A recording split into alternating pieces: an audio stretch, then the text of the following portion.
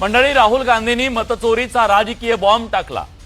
निवडणूक आयोगाच्या निष्पक्षतेवर त्यांनी सवाल उपस्थित केला। त्यानंतर देशभरात एकच खळबळ उडाली। भाजपने मतांच्या चोरीच्या आरोपाला राजकीय शिरजोरी म्हटलं। आरोप प्रत्यारोप सुरू झाले। याच दरम्यान शरद पवार यांनी एक नवा बॉम्ब टाकला। शरद पवार म्हणाले की निवडणुकीच्या आधी मला 2 व्यक्ती भेटल्या। त्यांनी 288 जागांपैकी 160 जागा जिंकून देण्याची गॅरंटी दिली। त्यानंतर शरद पवार त्या 2 व्यक्तींना घेऊन राहुल गांधींकडे गेले।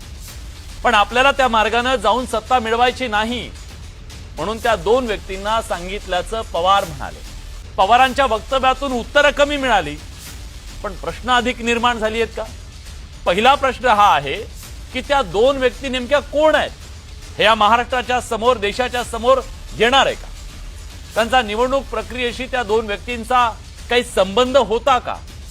प्रश्न हाही आहे की निवडणुका जिंकून देण्याची गॅरंटी देणारे, लोकशाहीला उद्ध्वस्त करणारे आणि असं रॅकेट चालवणारे हे दलाल असे सोडून द्यायचे का? आणि शरद पवारांनी ते सोडून दिले का? त्या दलालांना पोलिसांच्या हाती का दिलं गेलं नाही? निवडणुकीच्या बाजारात असे दलाल जर फिरतायत तर मग ते आयोगाला का सांगितलं गेलं नाही? निवडणूक आयोगाला पोलिसांना सोडा, किमान या महाराष्ट्रातल्या जनतेला तरी सांगायला काय हरकत होती? प्रश्न हाही आहे की हे सगळं सांगायला मग शरद पवारांना 9 महिने का लागले असा सवाल विचारला जातो। सत्ता देण्याच्या मोबदल्यातली ती डील नेमकी काय होती? कितीची ती डील होती हे महाराष्ट्राला कळू शकेल का? शरद पवारांना तात्विक दृष्ट्या तो मार्ग चुकीचा वाटला असेल, निश्चित चांगली गोष्ट आहे ती, कारण हे वाईटच होतं। पण मग जी तात्विक दृष्ट्या वाईट वाटलं, नको होतं, ती गोष्ट घेऊन त्या लोकांना येऊन राहुल गांधींकडे का गेले? लोकशाहीला नख लावणाऱ्या अशा टोळ्यांसोबत बैठका करणं हेच किती गंभीर आहे।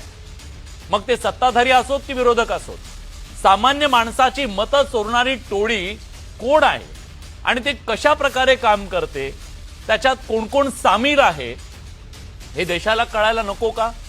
या सगळ्या प्रश्नांची उत्तरं शरद पवार देतील का?